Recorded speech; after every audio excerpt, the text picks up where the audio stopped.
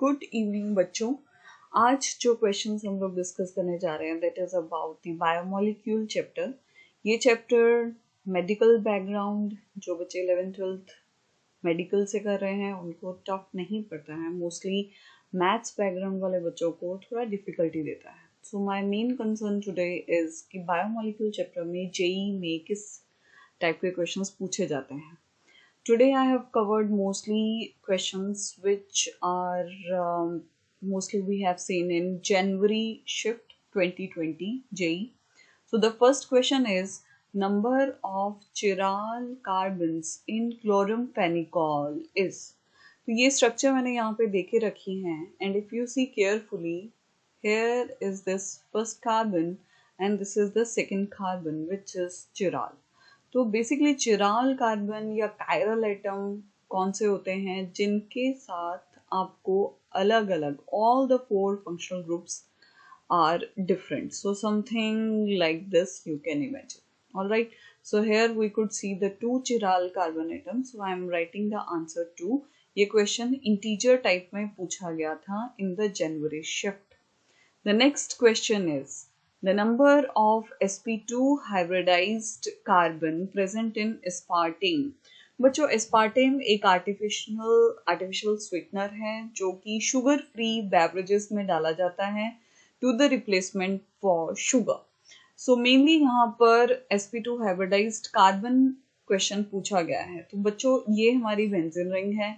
Benzene ring के सारे carbon sp2 hybridised होते हैं. तो डायरेक्टली एक बेंजीन रिंग से हमें टोटल 6 कार्बन तो sp2 हाइब्रिडाइज्ड मिल जाएंगे. 7th will be this, 8th carbon will be this and 9th carbon will be this. So the answer is 9. तो आपने एक चीज नोटिस की, ये भी क्वेश्चन इंटीजर टाइप में ही पूछा गया था. एंड द नेक्स्ट क्वेश्चन जो जेई में पूछा गया है that is they have given you the 4 samples. A chemist has 4 samples of artificial sweeteners ABCD. To identify these samples, he performed certain experiments and noted the following observation. बच्चों ये जो question है इसमें इन्होंने मेनली हमें कुछ observations दी गई हैं. A and D give positive test with anhydrine. C form precipitate with AgNO3 and negative with Fe4 FeCN6 test. Lizan extract of B and D gives positive sodium nitroprusside test. Based on these observations, which option is correct? देखो बच्चों इस question का actually answer B है. Now you guys can ask कि ऐसे कैसे, आप कैसे बोल सकते हो कि इसका आंसर बी है. सो बच्चों देखो एस्पार्टेम का ये स्ट्रक्चर है और एस्पार्टेम में फ्री एमाइन ग्रुप प्रेजेंट होता है जो कि निनहाइड्रिन के साथ पर्पल शेड देता है. ठीक है, पर्पल शेड देता है और इस शेड को रूमेन पर्पल के नाम से भी जाना जाता है. रूमेन की स्पेलिंग क्या होंगे? This rumen purple. So aspartame ए.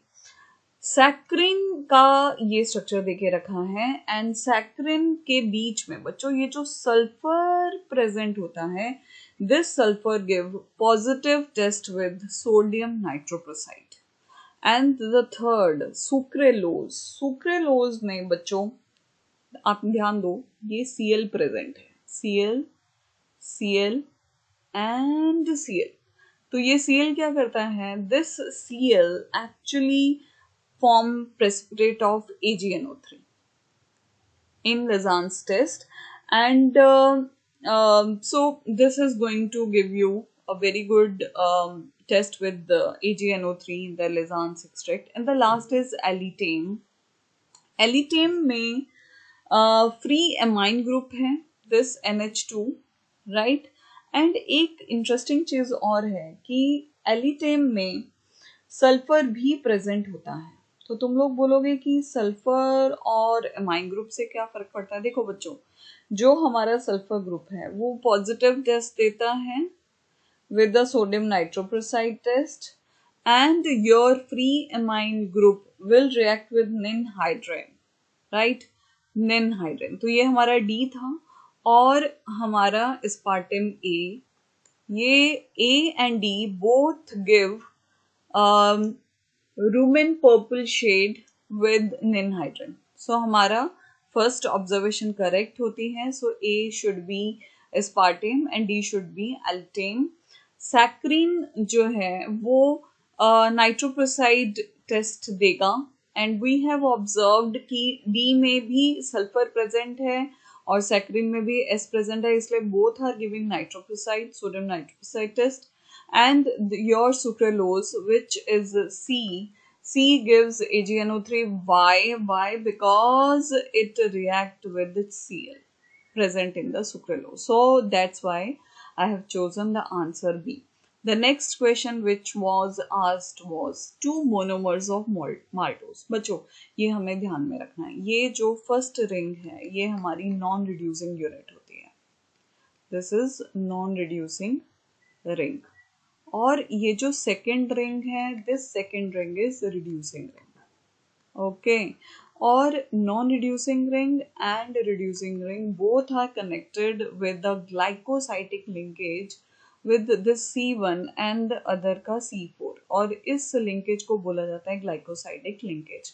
और जब इसका हाइड्रोलिसिस किया जाता है तो हमें मिलते हैं 2 moles of alpha D glucose. Okay, तो ये मोनोमर ऑफ माल्टोज. और इसके अलावा जितने भी एनसीईआरटी में स्पेशली दिए गए हैं सुक्रोज, फ्रक्टोज, गैलेक्टोज, तो ये सब स्ट्रक्चर्स और इनके मोनोमर्स ये आपको माइंड में रखने पड़ेंगे. Here I come with the next question. The next question is number of chiral centre in penicillin. बच्चों पेंसिलिन बहुत ज़्यादा इंपॉर्टेंट है. मैंने हर साल पेंसिलिन के रिलेटेड कोई ना कोई बायोमोलिक्यूल का क्वेश्चन आते ही देखा है. सो आपको पेंसिलिन की स्ट्रक्चर तो बच्चों माइंड में रखनी ही पड़ेगी at any cost.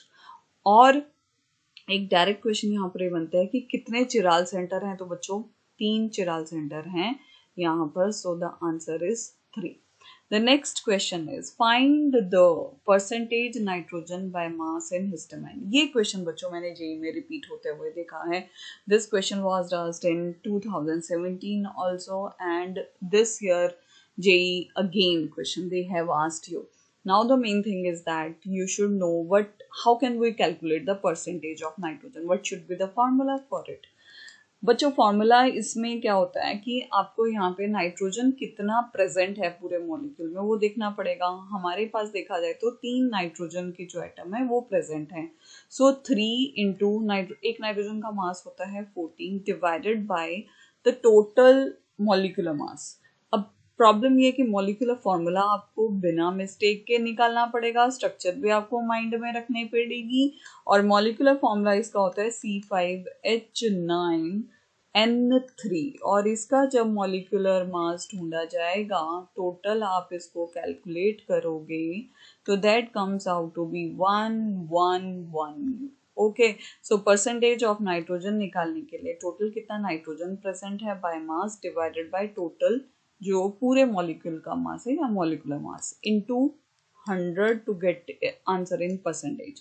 So that comes out to be 37.84%. So ये क्वेश्चन करने से हमें एटलीस्ट ये आइडिया मिलता है कि एनसीईआरटी में जितने भी स्ट्रक्चर्स हैं बोर्ड एंगल से they are not actually asked, but from JEE angle और फ्रॉम नीट एंगल आपको उन स्ट्रक्चर्स को एक पेशेंट लुक देना पड़ेगा, उनमें अंडरस्टैंड करना पड़ेगा फ्रॉम एटलीस्ट कितने उसमें चिराल सेंटर हैं, कितने sp2 हाइब्रिडाइज्ड कार्बन्स हैं एंड कितने नाइट्रोजन या सल्फर या chlorine by percent they can ask you.